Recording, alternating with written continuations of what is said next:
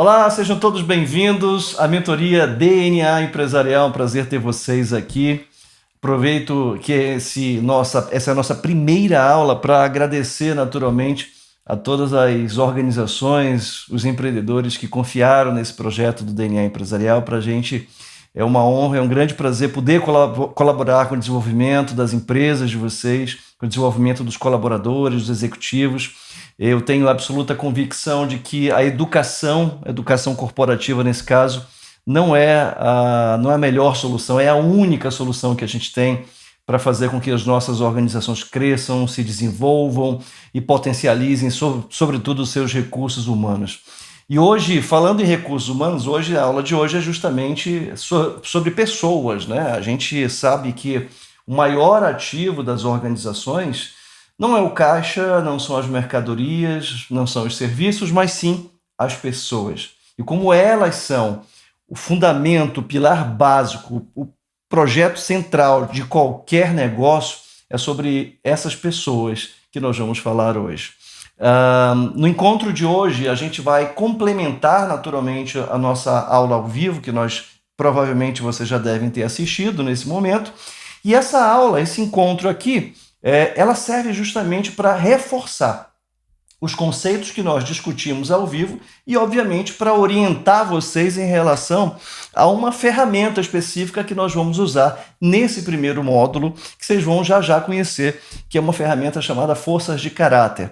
Ferramenta super fácil de aplicar, vocês vão poder utilizar isso daí. Primeiro, as lideranças devem se submeter a esse assessment, conhecer, entender um pouquinho sobre ele. A gente vai, naturalmente, discutir mais sobre esse assessment.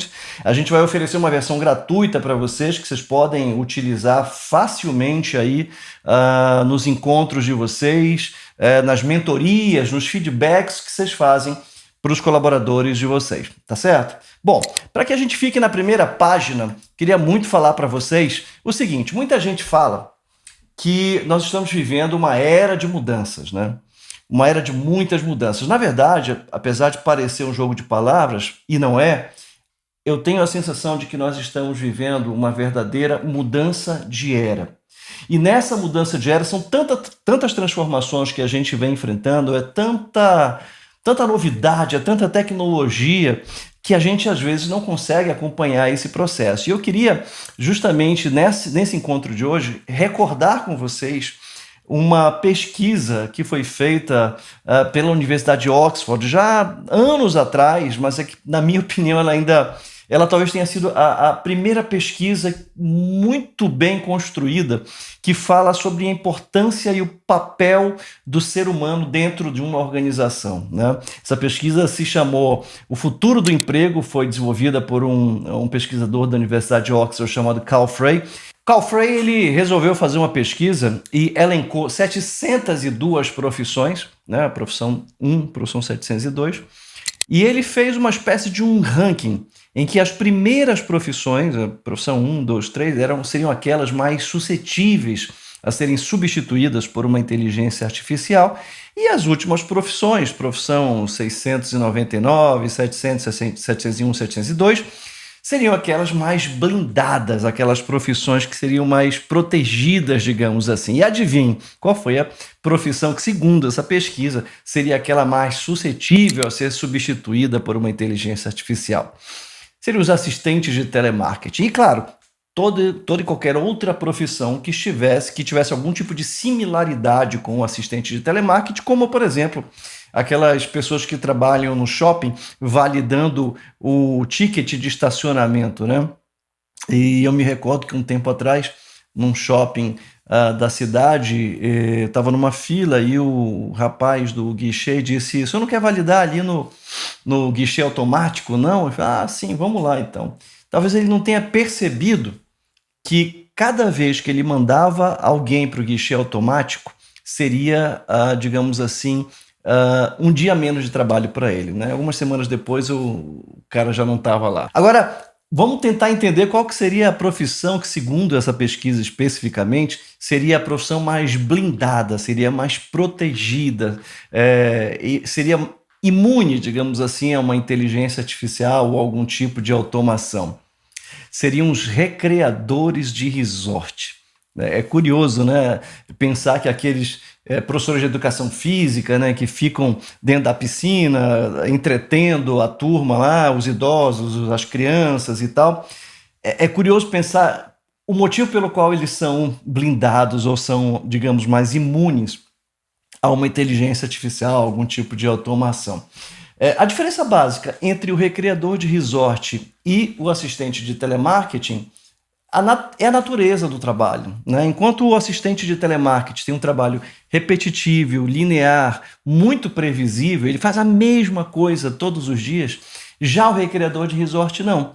Ele é demandado a ter que usar diariamente toda a sua criatividade, a sua emoção, sua capacidade de reinvenção, de improviso, né?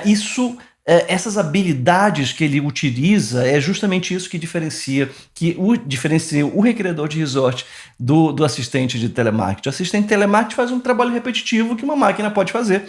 E o recreador de resort, ele é convidado a ter que usar as suas habilidades humanas, aquelas que realmente diferenciam as pessoas dos robôs. E é exatamente isso. Quando a gente para pensar, afinal de contas, o que diferencia os seres humanos dos robôs, né?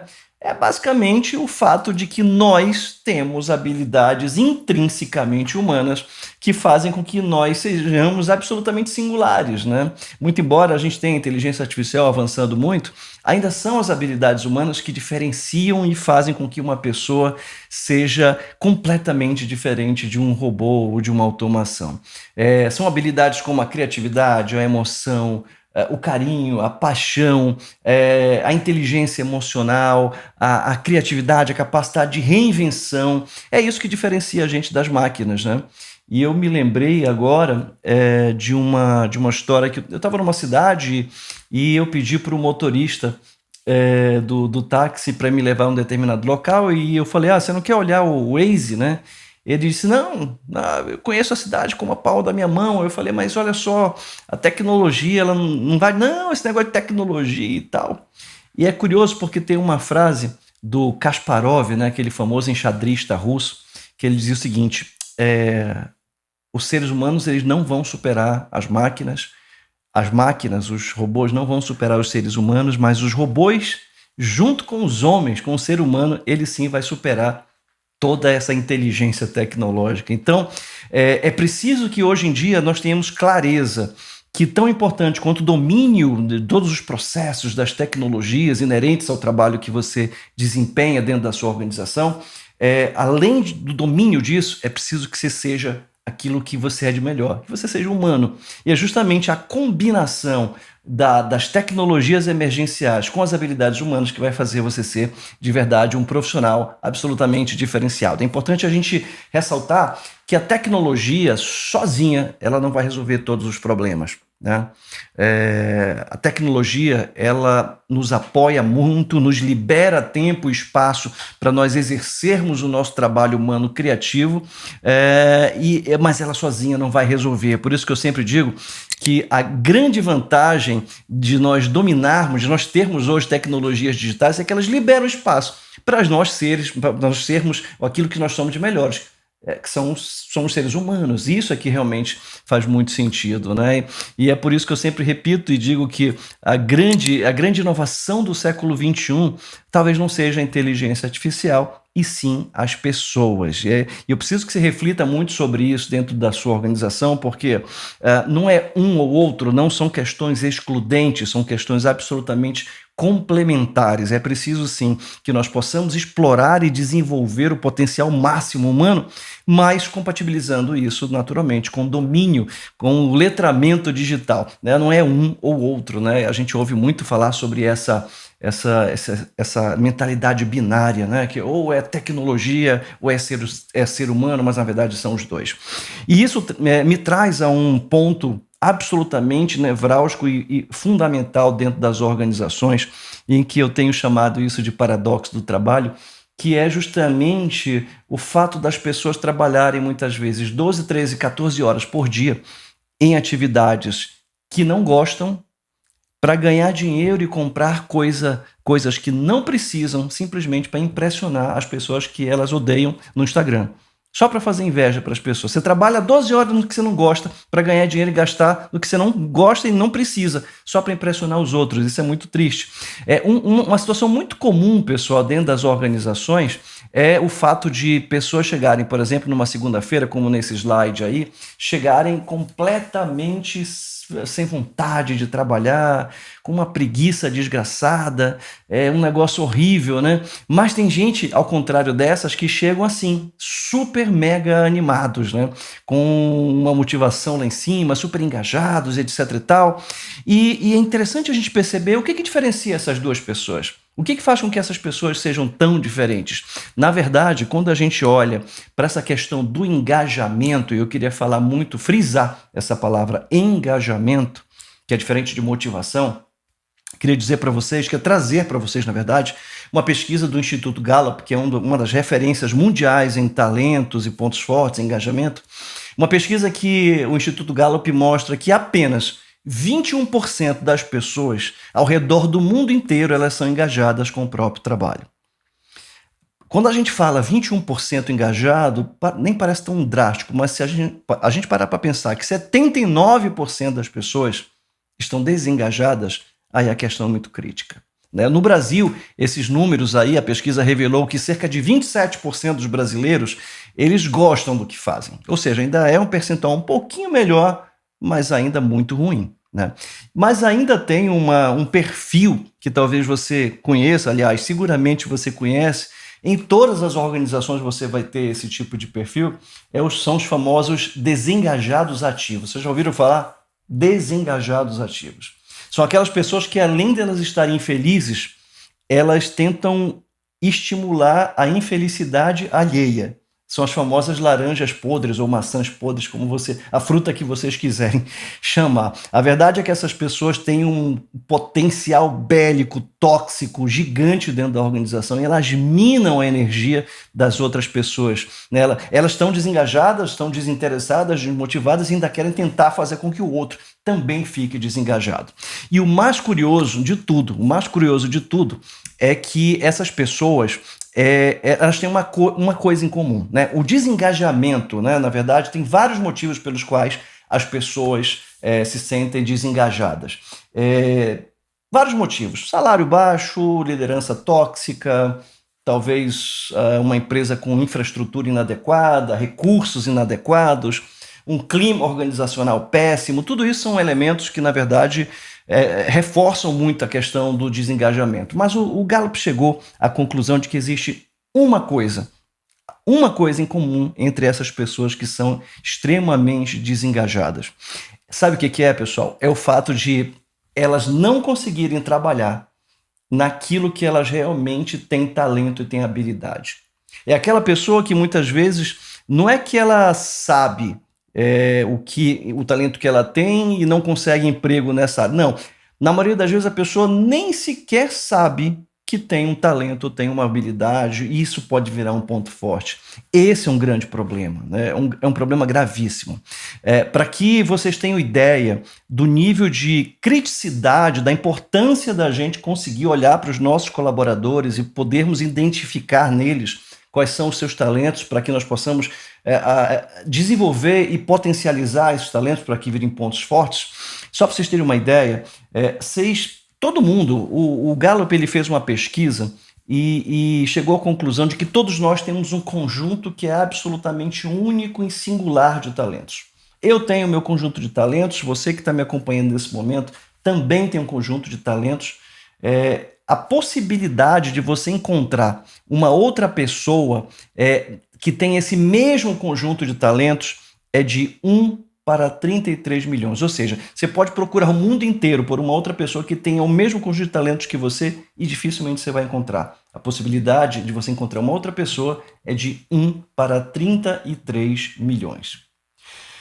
Para fechar essa aula sobre talentos e pontos fortes, eu queria contar uma história rápida para vocês, uma história de um educador britânico chamado, que na verdade eu assistindo um vídeo de um educador britânico chamado Ken Robson, ele fala que ele escreveu um livro maravilhoso, Antes de eu contar a história eu vou tentar explicar um pouquinho sobre ele, ele escreveu um livro chamado Elemento-Chave, em que ele diz o seguinte: tem pessoas que têm um talento absurdo para uma determinada coisa, mas às vezes não tem amor suficiente, não tem paixão suficiente por aquilo.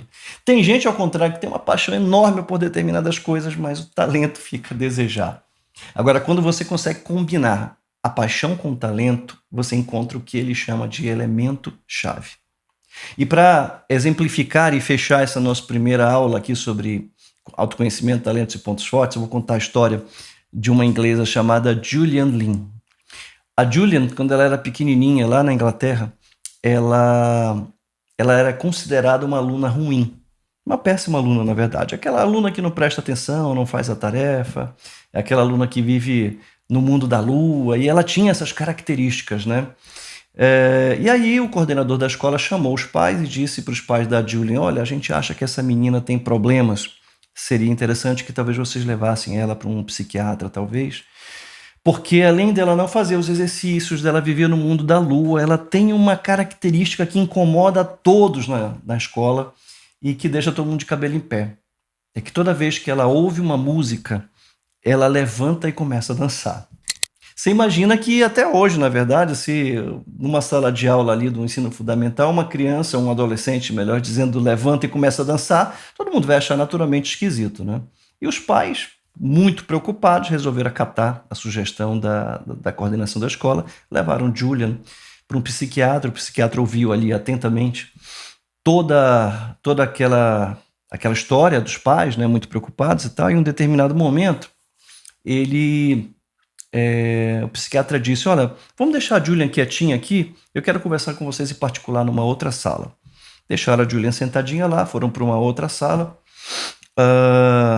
Antes de sair, o médico tomou o cuidado de ligar um radinho que tinha em cima da mesa e deixou a Julian se entretendo lá com o rádio, enquanto ele conversava com os pais na outra sala. E os pais ficaram observando a Julian de longe. Em um determinado momento, tocou uma música no rádio, a Julian levantou, começou a dançar, a mãe levou a mão à cabeça e disse: meu Deus, essa menina é maluca mesmo, viu? E aí o psiquiatra disse: olha, eu não sei se ela é maluca, talvez a Julian seja uma dançarina e a gente não sabe. Que tal se vocês pudessem matricular a Julian numa aula de dança? O que vocês acham? A mãe e o pai, meio incrédulos com aquilo, ainda assim resolveram matricular a Julian numa aula de dança. E ela começou a fazer a aula de dança, balé clássico, etc. e tal, e em um determinado momento ela tomou gosto por aquilo, resolveu fazer faculdade de artes, né? Especialização ali em dança, enfim, para criar coreografias, essa coisa toda. E a Julian conheceu na sua trajetória um inglês chamado Andrew Lloyd Webber, né? Que era uma figura muito conhecida na Inglaterra, que fez muitos espetáculos assim marcantes. E só para vocês terem uma ideia de quem foi a Julian foi a pessoa que criou a coreografia do Fantasma da Ópera e de Cats. Agora você imagina que Julian, a louca, né, tida como louca, se não tivesse tido a oportunidade, talvez, de alguém que tivesse percebido aquele talento e tivesse investido naquele talento, talvez a Julian não tivesse tido a oportunidade de chegar onde ela chegou. Morreu há muitos anos atrás, multimilionária, uma celebridade responsável aí por espetáculos como o Fantasma da Ópera e Cats. Agora imagine você levando isso para o ambiente organizacional. Imagine você que seguramente, eu tenho absoluta convicção de que aí na sua empresa talvez tenha aquele funcionário que está sendo alvo de críticas porque ele é preguiçoso, porque ele não entende, porque ele aprende devagar. Será que talvez esse colaborador não esteja numa posição errada? Será que talvez esse colaborador não esteja sendo subutilizado ou sendo utilizado numa área para a qual ele não tem habilidade, talento? E talvez nem ele perceba que ele não tem esse talento e, na verdade, talvez seja você, que é o líder dele, que se tiver paciência, olhar cuidadosamente para ele, talvez encontre uma posição em que, além dele entregar muito bem, vai performar muito bem, vai ser um grande sucesso. Eu conheço centenas de histórias de pessoas que já estavam ali meio desiludidas e que o chefe já ia demitir, e que depois de ouvir uma história como essa, ele começa a a olhar de uma forma diferente para esse colaborador. Ele começa, de repente, a perceber que aquele colaborador tem alguma coisa muito importante para entregar para a organização e nem ele sequer sabe. E é você que é líder, você que é gestor, é você que, na verdade, tem que cumprir esse papel, essa função de olhar criticamente para essas pessoas, entender que talentos e habilidades elas têm e onde elas podem colaborar de uma maneira absurda para a sua organização. A gente vai encerrar essa primeira aula desse módulo, desse pilar de autoconhecimento, talentos e pontos fortes, mas no próximo encontro, na próxima aula, eu vou falar para vocês sobre uma ferramenta muito bacana, que é uma de várias ferramentas que você vai poder utilizar aí na sua organização. Inclusive, essa versão que eu vou oferecer para você é uma versão gratuita, que você vai poder aplicar nos seus colaboradores, conhecê-los um pouco melhor, entendê-los um pouco melhor e, quem sabe, provocar alguns ajustes dentro da sua equipe que vão fazer a performance decolar, a produtividade aumentar e, obviamente, os resultados financeiros também aparecer. Muito obrigado aí pelo tempo de vocês, espero que vocês tenham gostado desse primeiro conteúdo e a gente se vê na próxima aula. Até já!